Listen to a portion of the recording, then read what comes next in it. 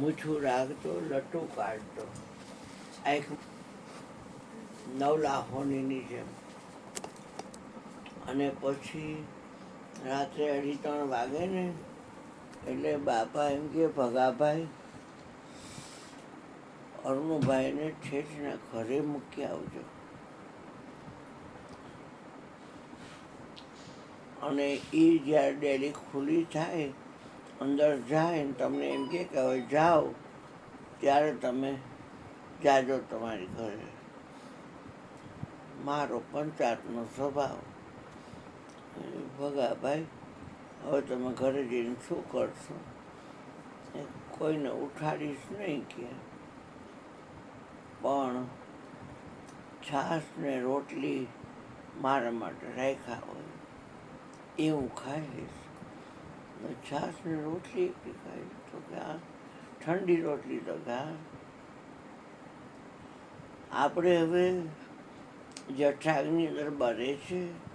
દરેક માનવની પવિત્ર ફરજ છે કે એને જ હવન કરવો. એટલે જઠરાગ્નિને બુઝાવા ન દેવાય. એટલે પછી જમીને હોઈ જાઓ.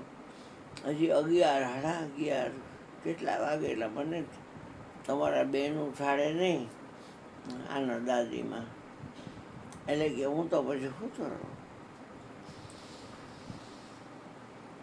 પણ પછી મૂકી જાય મને ઠેઠ લગી. મારી ડેલી ખોલે પછી કે હવે હું ભાઈ જાઉં. હા જાઉં ભગાભાઈ. રસ્તામાં ક્યાંય ઊભું નહીં રહેવાનું.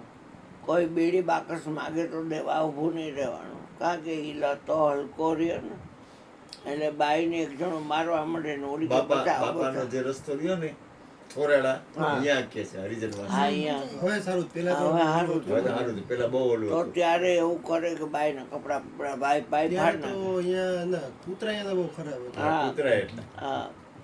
એટલે ભગાભાઈ મને કે ક્યાંય ઊભો નહીં રહેવાનું. મારી હારે સાયકલ લાવી, એની પાસે સાયકલ, મારી પાસે સાયકલ. તો એક બાએ એવું જ કર્યું, કપડાં ફાડી નાખ્યા અને અમને ઊભા રાખવા હતા પણ અમે ઊભા ન રહ્યા. પછી ઠેઠ મનાએ મૂકી ગયા. ડેલી ખોલી મારી. ત્યાં તો ભાડા તો એટલા હતા. અત્યારે તો હું એકલો છું ઘરધણીએ. પછી આપણને કહી દીધું કે હવે આ તમારું મકાન. તમે ગુરુજીના શબ્દો મને યાદ આવે. ગુરુજી મને કહે કે તમારું જ છે પણ તમારું માનતા નહીં અને રહ્યો.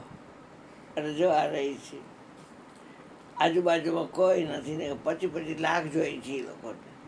ઘરધણી કે કોઈ દેવા નથી અને મારી જગ્યાને તે ધામ બનાવી દીધી છે. એટલે અરુણ હું તને ખાલી નહીં કરાવું. મેં તું ખાલી કરાવો તો હું ક્યાં જાઉં? એકલો માણસ, પેલેસીસ મને છે, હું ક્યાં જાઉં? એટલે આપણે આપણી રીતે સગવડતા બધી કરી દીધી. બાખડ બુખડતું એ ઘર કરી નાખ્યું સગવડતા. એ બીજે જે 12:30 થાય તે બાપા આવે. મને કે ભગોભાઈ ઠેઠ મૂકી ગયો તો પાકું કરી લ્યો. હા બાપા, આ બાપા. મેં હા બાપા ઠેઠ મૂકી ગયા હતા. ડેલી ખુલ્લી પછી ગયા હતા કે 12 ઊભા રહ્યા ને નીકળી ગયા. મેં ના ડેલી ખુલ્લી પછી અંદર ગયો. મેં એને કીધું ભગાભાઈ હવે તમે જાઓ. એટલે ગયા. તો બસ એ વચન ઉપર બહુ ધ્યાન હતું એનું.